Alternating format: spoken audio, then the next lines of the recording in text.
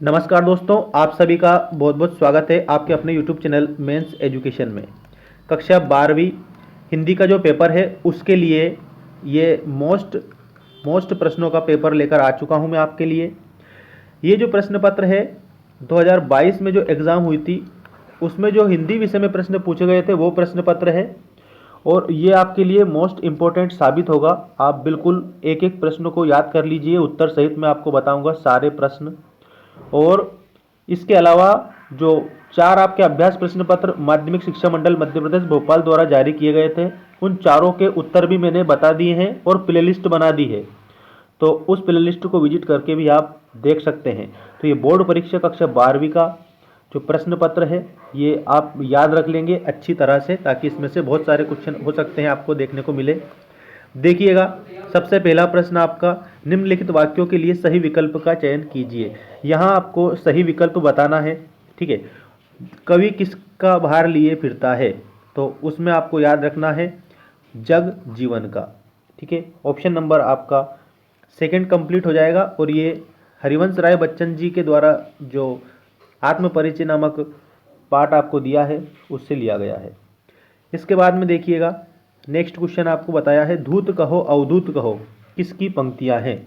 तो धूत कहो अवधूत कहो ये जो पंक्तियां हैं ये आपको याद रखना है तुलसीदास जी की पंक्तियां हैं। ठीक है, बाजार कब जाना चाहिए, तो एक बात आपको इसमें याद रखनी है, जब मन खाली ना हो।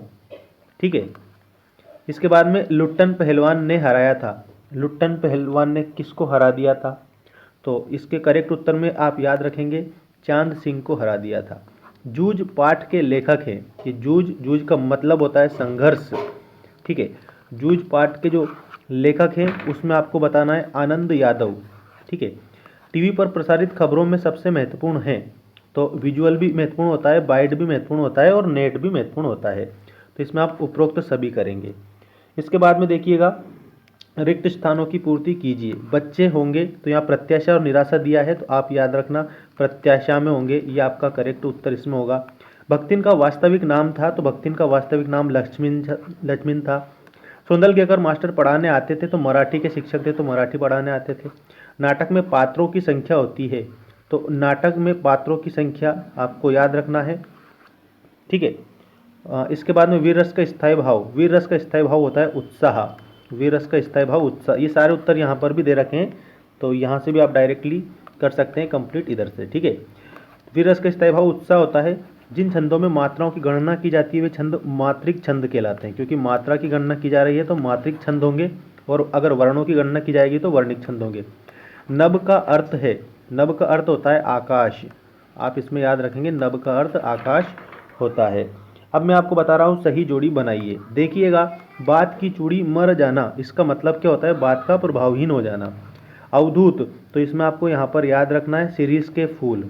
ठीक है, सिल्वर वेडिंग, तो सिल्वर वेडिंग में आपको याद रखना है यशोधर बाबू। कहानी का केंद्रीय बिंदु, कहानी का जो केंद्रीय बिंदु है वो कथनक होता है। चौपाई छंद, चौपाई जो छंद है इसमें आपको याद रखना है, देखिएगा चौपाई छंद में 16-16 मात्राएं होती है। ठीक है, और जो दोहा होता है उसमें 13-11 ऐसे करके 24 मात्राएं दोहे में होती है। तत्सम, तो संस्कृत के जो मूल शब्द होते हैं ना वो तत्सम शब्द कहलाते हैं। ठीक, तो इस प्रकार से आप इस जोड़ी को कंप्लीट करेंगे, और ये उत्तर यहाँ पर भी दिए हैं तो इनको याद रख लेना डायरेक्टली भी। अब देखिए, एक वाक्य में उत्तर दीजिए, 7 से भी ज़्यादा कुछ क्वेश्चन है। ये देखिए, उषा का जादू कब टूटता है, तो सूर्योदय होने पर उषा का जादू टूट जाता है। पहलवान लुट्टन सिंह के कितने पुत्र थे, तो 2 पुत्र थे। सिंधु सभ्यता का सबसे बड़ा नगर कौन सा था, तो इसमें आप याद रखेंगे मोहनजोदड़ो। मोहनजोदड़ो का अर्थ क्या होता है, तो मोहनजोदड़ो का अर्थ होता है मृतकों का टीला, मृतकों का टीला, ऐसे आप याद रखेंगे। आमतौर पर रेडियो नाटक की अवधि कितनी मानी जाती है, तो 15 मिनट से लेकर के तो 30 मिनट, 15 से लेकर के 30 मिनट मानी जाती है रेडियो नाटक की अवधि। अवधि का मतलब होता है समय। ठीक है, इसके बाद में शब्द गुण कितने प्रकार के होते हैं, तो आपको यहाँ पर याद रखना है शब्द गुण या काव्य गुण 3 प्रकार के होते हैं। ठीक है, एक तो माधुर्य गुण होता है, एक ओज गुण होता है और एक प्रसाद गुण होता है। इस प्रकार से शब्द गुण 3 प्रकार के होते हैं। नेक्स्ट क्वेश्चन देखिए, दूसरा घर कर लेना मुहावरे का क्या अर्थ है, तो इसमें आपको याद रखना है अलग हो जाना। ठीक है, अलग हो जाना इसका अर्थ होता है। क्रिया विशेषण की परिभाषा लिखिए। देखिए क्रिया, क्रिया मतलब होता है verb. The word which denotes an action or say something about a person place or thing is called verb. लेकिन यहाँ पर पूछा है क्रिया विशेषण, मतलब कि इसकी भी विशेषता बताने वाले।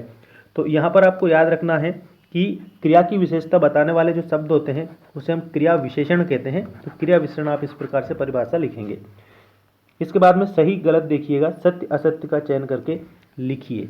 इसमें फर्स्ट क्वेश्चन है आपका, परचेजिंग पावर का अर्थ क्रय शक्ति होता है।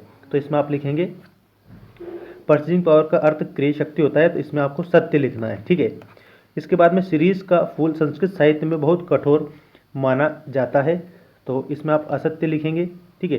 राखालदास बनर्जी 1922 में मोहनजोदड़ो गए थे, तो ये आपको सत्य लिखना है। कहानी का रूपांतरण असंभव है, तो आप इसमें असत्य लिखेंगे क्योंकि संभव है इसलिए, ठीक है। और इसके बाद में देखिएगा करुण रस का स्थायी भाव रति है, तो इसमें आप लिखेंगे असत्य क्योंकि करुण रस का स्थायी भाव होता है शोक, करुण का स्थायी भाव शोक होता है।